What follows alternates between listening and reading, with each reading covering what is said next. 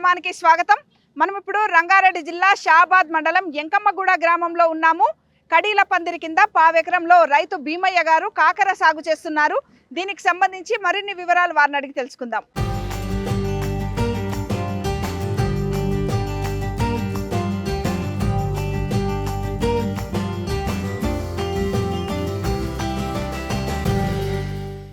భీమయ్య గారు నమస్కారం అండి. నమస్కారం. గత కొన్నేళ్లుగా కాకర సాగులో ఉన్నారు కదా, ఇప్పుడు ఎన్ని గుంటలలో వేసుకున్నారు? ఇప్పుడు 10 గుంటలు వేసినాం మేడం. ఇప్పుడు ఇతనం ఎప్పుడు పెట్టుకున్నారు? ఇది ఇంతకు ముందు 2 నెలలు దాటింది మేడం పెట్టి. అంటే రోహిన్ కార్తీ దాటినాక పెట్టుకున్నారు. దాటినాక అదే ఇప్పుడు ఖాతా స్టార్ట్ అయినట్టుంది. పొలాన్ని అప్పుడు ఎట్లా సిద్ధం చేసుకున్నారు? ఫస్ట్ కల్టివేటర్ కొట్టినాం, తర్వాత రోటివేటర్ కొట్టి బెడ్ కొట్టించినాం. బెడ్ కొట్టించి పేపర్ వేసినాం. పేపర్ వేసిన తర్వాత ఇత్తనాలు పెట్టినాం. పేపర్ వేసి ఇత్తనాలు పెట్టుకున్నారా? ఇప్పుడు 10 గుంటలకు ఎన్ని ఇత్తనాలు పట్టినాయి? 3 ప్యాకెట్లు పట్టినాయి. 3 ప్యాకెట్లు అంటే ఒక ప్యాకెట్ లో ఎన్ని ఉంటాయి? 100 గ్రాములు ఉంటాయి. అంటే 300 గ్రాముల గింజలు పట్టినాయి. ఎంత ఖర్చు అయింది విత్తనానికి? 1500 విత్తనానికి ఖర్చు అయింది. దూరం ఎంత వచ్చింది? ఇప్పుడు సాలుకు మధ్యన అక్కడక్కడ మీరు గోకర చెట్లు కూడా వేసారు కదా, మామూలుగా సాలుకు మధ్య కాకర చెట్లకు ఎంత దూరం తీసుకున్నారు? 5 ఫీట్లు 6 ఫీట్లు ఉంటుంది మేడం. 5 ఫీట్లు 6 ఫీట్లు తీసుకున్నారు. ఇది చెట్టుకు మధ్యన విత్తనం ఎంత దూరంలో పెట్టుకున్నారు? ఫీటున్నర పెట్టుకున్నారు. ఫీట్కి ఒకటి ఉంటాయి కదా, ఒళ్ళు ఉంటాయి కదా మేడం. అవునవును. పేపర్ కు 2 ఫీట్లు అట్లా వస్తాయి. ఒకటి పెట్టి ఒకటి పెట్టినాం. మల్చింగ్ షీట్ కూడా వేసుకున్నట్టు. ఇప్పుడు గతంలో కూడా మీరు కాకర పెట్టిన అన్నారు కదా, ఇప్పుడు ఎన్ని రోజులకు ఒకసారి ఇది తెంపుతారు? ఎప్పటిదాకా ఉంటది ఇప్పుడు ఈ ఖాతా అనేది? కనీసం ఒక 5-6 నెలలు కాస్తుంది. 5-6 నెలలు అంటే మనకు జనవరి దాకా కావాల్సిన మందులు అన్ని మెయింటెనెన్స్ చేస్తే కాస్తుంది, లేకపోతే రోగాలు వస్తాయి. ఎన్ని రోజులకు ఒక నాడు తెంపుతుంటారు? వారం కాకుండా 2 రోజులు ఆలస్యం అయితే 10 రోజులకు. వారం 10 రోజులకు ఒకసారి తెంపుతూనే ఉండాలి. ఇప్పుడు ఈ 10 గుంటలు చూసుకుంటే తెంపినప్పుడల్లా కూడా ఎంత వస్తుంది? ఎన్ని కిలోలు? 60-70 కిలోలు వస్తాయి మేడం. 60-70 కిలోలు వస్తుంది. ఇప్పుడు ఏ మార్కెట్ దగ్గర ఉంటది మీకు? ఏ మార్కెట్ కి తీసుకెళ్తుంటారు? మాకు మామూలుగా అంటే చెవలకు తీసుకుపోతాం. చాన్ వెళ్తే శంషాబాద్ గిట్ట పోతాం. మా ఊర్లోకి వెళ్ళి బండి పోతుంది, ఆ బండికి వేసిస్తాం. వీలైతే పోతాం, లేకపోతే ఆ బండి అయినా అమ్ముకొస్తాం. అవునా? ఎంత ధర ఉందట ఇప్పుడు? గతంలో ఏ ధరకు మంచి ధర దక్కేది? మంచిది ఇంతకు ముందు 45-50 రూపాయలు కూడా పోయినాయి. ఇప్పుడు 30 రూపాయలు పోతున్నాయి. ప్రజెంట్ 30 రూపాయలు నడుస్తున్నాయి. ఏ ధర పోతే కొంచెం రైతుకు ఇంకా మిగిలినట్టు అనిపిస్తుంది దీంట్లో? 45-50 రూపాయలు పోతే మంచి లాభం. ఇక 30 రూపాయలు అంటే ఖర్చుల మీద వాడకుండా మందుల ఖర్చులు, మన లేబర్ ఖర్చులు అన్ని వెళ్తాయి. ఇక లాభం లేకుండా నష్టం లేకుండా అవుతుంది. ఇంకా తక్కువ మీద అనుకో నష్టం. ఇక ఇంకా తక్కువ 30 కంటే తక్కువ పోతే నష్టమే. ఇక ఇప్పుడు భీమయ్య గారు మీరు మల్చింగ్ షీట్ కూడా వేసుకున్నారు కదా, డ్రిప్ పెట్టుకున్నారు. ఇప్పుడు డ్రిప్ నీళ్ళ తడి ఎన్ని రోజులకు ఒకనాడు ఇచ్చుకోవాలి? 5-6 రోజులకు ఒకసారి ఇవ్వాలి.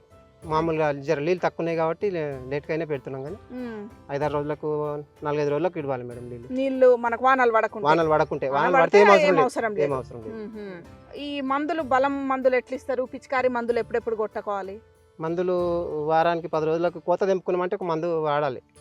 దోమ అది ఏమైనా ఉన్నదంటే అప్పుడప్పుడు రోగాలు కూడా స్టార్ట్ అవుతాయి. ఎర్రగా అవుతుంది, కాయ ఎర్రగా అవుతుంది, ఆకు ఎర్రగా అవుతుంది, మళ్ళీ కాపు రాదు. ఇక ఆ మందులు వాడుతుండాలి, చూసుకుంటుండాలి. ఇక ఏమన్నా కొంచెం ఎర్రగా అయినా స్టార్ట్ అయిందంటే మందు తెచ్చి కొట్టాలి. లేకుంటే అన్ని చెట్లు అట్లే కొన్న ఆగిపోతుంది, కాపు బంద్ అయిపోతుంది. తెగుళ్ళు బానే ఉంటాయి కాకర. పిచికారి మందులు కొట్టాలి, బలం మందులు కూడా తెంపినప్పుడల్లా తెల్లారి బలం మంది ఇచ్చుకోవాలి. పిచికారి మందు కొట్టుడు మంది అయితే మామూలుగా కొడుతుండాలి. వారానికి 10 రోజులకు తెంపినప్పుడు కొడుతుండాలి. ఇక బలం మందులు అంటే పంట పెట్టినాక 2 సార్లు ఇవ్వచ్చు, 3 సార్లు ఇవ్వచ్చు, అంతే. ఎక్కువ ఏమి ఉండదు. డ్రిప్లో కలిపి ఇవ్వాలి. పంపుతోని కలెక్షన్ ఇవ్వాలి దానికి, పైపుకు నీళ్ళు వస్తుంటే నీళ్ళలో కలిసి ఏర్లకు సప్లై అవుతుంది. దీనికి దున్నుకుంటప్పుడు మరి పెండెరువు, యూరియా, డిఏపి అన్ని వేసుకున్నారా? అన్ని మామూలుగా వేస్తాం. ఏ నెలలు జర మంచిగా ఉంటాయి ఈ కాకరకి? కాకరకు చెలకైన వస్తుంది, నల్ల రేగట్లో కూడా అవుతాయి. రేగడి పొలంలో కూడా అవుతుంది.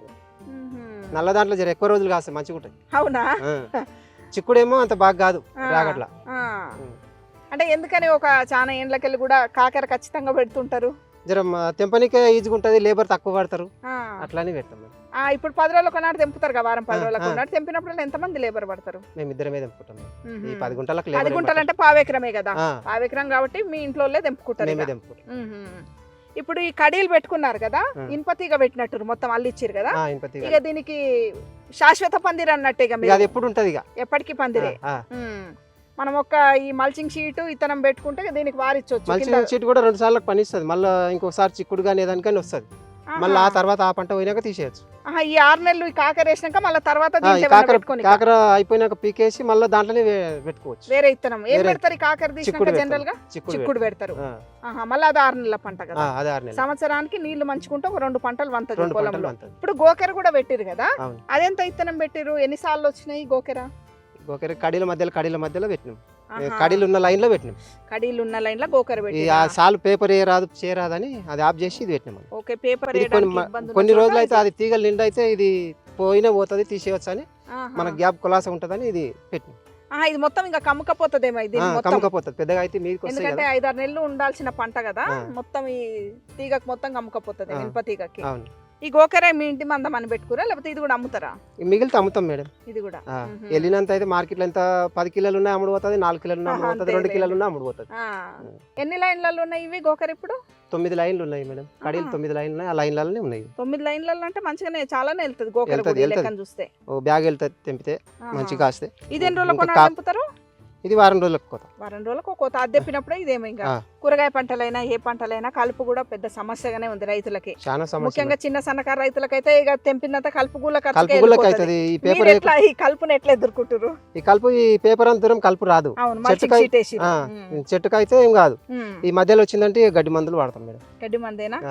గడ్డి మందు వాడకుంటే కుదరదా? వాడకుంటే ఇంట్లో ఏమున్నా తెలియదు, కింద పాములు ఉన్నాయి తెలియదు, ఏమున్నా తెలియదు. పెరిగిపోతుంది. ఇంత అయినుండే మందు కొట్టి ఎండిపోయింది. అంటే మనుషులు పెట్టి తీపిస్తే ఖర్చు, మనుషులు పెట్టి తీపిస్తే చాలా కష్టం. ఇంత దూరం తీయాలంటే 10 మంది కూడా తీయలేరు. ఇక పంటకు వచ్చింది కలుపుకు సరిపోదు. అది కూడా సరిపోదు. 10 మందికి 4,000 చిల్లర అవుతాయి. అంటే భూమి ఖరాబ్ అవుతుంది అంటారు కదా కలుపు మందు కొడితే. ఇక అప్పుడప్పుడు మామూలుగా ఈ పేపర్ ఉంటుంది కదా మేడం, దానికి పడదు, గడ్డి కొడుతుంది. అంటే రైతు విధి లేని పరిస్థితిలో కలుపు మందుని ఆశ్రయిస్తున్నారు, అంతేనా? అంతే. ఇప్పుడు ఈ పావైక్రమంలో పెట్టిన రకము అంటే ఎవ్రీ ఇయర్ ఇదే రకం పెడుతుంటారా? ఇక ఎప్పుడు వేరే మంచిగా వస్తున్నాయి అంటే అవి పెట్టి చూస్తాం. ఓకే, ఇవే మంచిగా వస్తాయి అనిపిస్తే ఈ రకం ఇంతకు ముందు పెట్టిరా? ఈ రకం ఇంతకు ముందు పెట్టినాం. మంచిగానే వచ్చింది. దిగుబడి 10 రోజులకు ఒకనాడు 75 కిలోల దాకా. భీమయ్య గారు, చాలా మంది తెల్ల కాకరకాయ కూడా సాగు చేస్తుంటారు కదా, తెల్ల కాకరకాయకు ఈ ఆకుపచ్చ కాకరకాయకు తేడా అయింది? తేడా ఇది పంట మంచిగా వస్తుంది మేడం. తెల్లది అంత మంచిగా రాదు, రేటు కూడా కొంచెం తక్కువనే. దీంతో పోలిస్తే రేట్ తక్కువనే మేడం. చాలా మంది ఇదే అడుగుతారేమో. అయితే ఇదే అడుగుతారు. భీమయ్య గారు, ఇప్పుడు పావెకరం పొలంలో ఈ కాకరకి అందాజ పెట్టుబడి ఖర్చు అంటే కడీల పందిరి అయితే శాశ్వత పందిరే, ఇంకా ఈ మల్చింగ్ షీట్ అనుకోవచ్చు, దున్నుకానికి అనుకోవచ్చు, ఇత్తనాలు పెట్టుకానికి అనుకోవచ్చు, ఈ పురుగు మందులు ఎరువులు అంతా కలిసి పెట్టుబడి ఖర్చు ఎంత వస్తుంది? ఒక 8,000 నుంచి 10,000 వస్తుంది మేడం. 6 నెలల వరకు? అంతకు మించి ఏం రాదు? అంతకు మించి ఏం రాదు. ఒక 1,500 పేపర్ పట్టింది మల్చింగ్ షీట్ కు, ఇత్తనాలకు 1,500, డ్రిప్ పైప్ కు అది ఒక 1,500. అవి అన్ని కలిపి 10,000 లోపు వస్తుంది. మళ్ళీ పిచికార్లకు అవి ఎక్కువ పిచికార్లకి అవి ఎప్పటికప్పుడు అందులోకెళ్ళి కాయల కోసం మందుకు షాప్ కాడ కడతాం, అవి లెక్కకు రావు మనకి. అవి లెక్కకు రావా? అంటే అందాజ ఒక 10 అన్ని పంటలకు మందులు తెస్తాం చేపల. పత్తి చేనుకు తెస్తాము, చిక్కుడు చెట్లకు తెస్తాము, దీనికి తెస్తాము.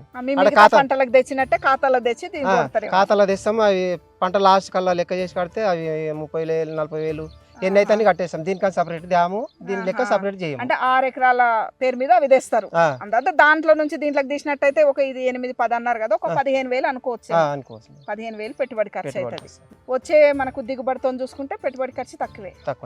ఈ పెట్టుబడి ఖర్చులు అన్ని దియంగా, అంటే గతంలో కూడా మీరు సాగు చేశారు కాబట్టి ఇప్పుడే ఇది స్టార్ట్ అవుతుంది, ఇంకా దీని నుంచి ఎంత వస్తుందో మనం ఎక్స్పెక్ట్ చేయలేము. అంటే గతంలో ఈ పావెకరాల సాగు చేస్తే పెట్టుబడి ఖర్చులు దియంగా ఎంత లాభం వచ్చింది? ఇక ఎంత కరెక్ట్ లెక్క పెట్టుకుంటాం మేము. సంసారానికి వస్తుంటాయి, ఏదానికి ఖర్చు పెడుతుంటాం, పోతుంటాయి. వచ్చినాయి ఒక తాను పెట్టి అది చేసినేమో చిట్టీలు అవి అన్ని ఒక పెడితే మనకు లెక్క దొరుకుతుంది.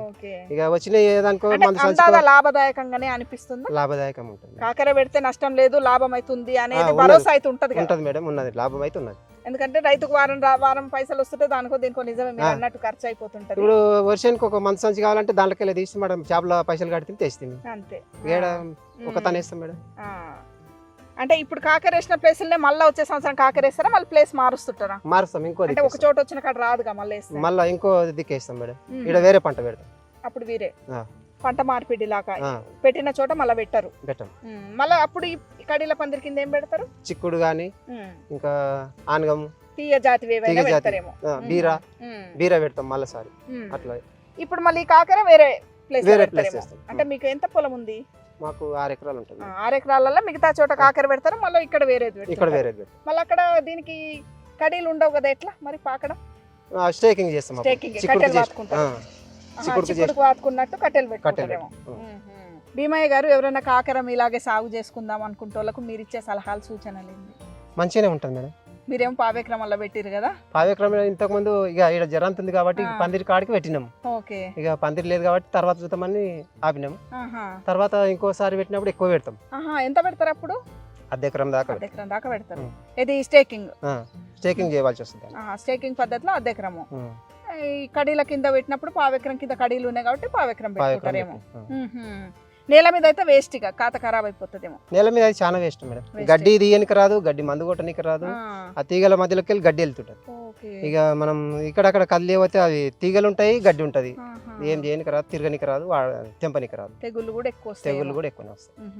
కాకర ఎవరైనా పెట్టుకోవాలనుకుంటే స్టేకింగ్ అన్న పెట్టుకోవాలి, లేకపోతే ఇట్లా కడీల పందిరి అన్న ఉండాలి, స్టేకింగ్ అన్న ఉండాలి. ఇట్లా పెట్టుకుంటేనే మంచిగా ఉంటుంది. ఇట్లా పెట్టుకుంటేనే మంచిగా ఉంటుంది. అయితే మీరు సూచిస్తారు ఎవరైనా 10 గుంటలో లేకపోతే 1/2 ఎకరం పెట్టుకోవాలంటే వాళ్ళకి మంచి పంట. మంచి పంట. థ్యాంక్ యూ భీమయ్య గారు.